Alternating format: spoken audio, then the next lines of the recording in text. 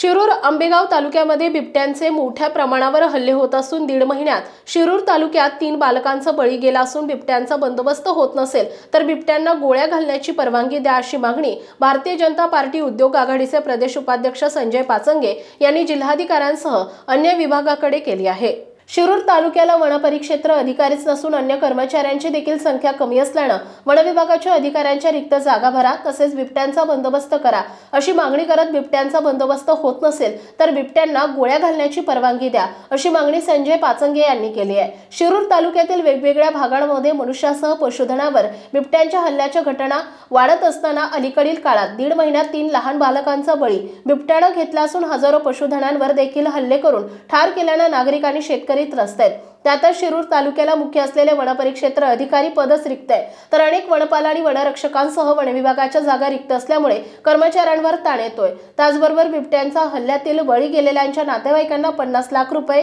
गाय म्हैस यांना 1 लाख रुपये तर शेळ्या मेंढ्यांना 25,000 रुपये नुकसान भरपाई द्यावी अशी मागणी पाचंगे यांनी केली आहे।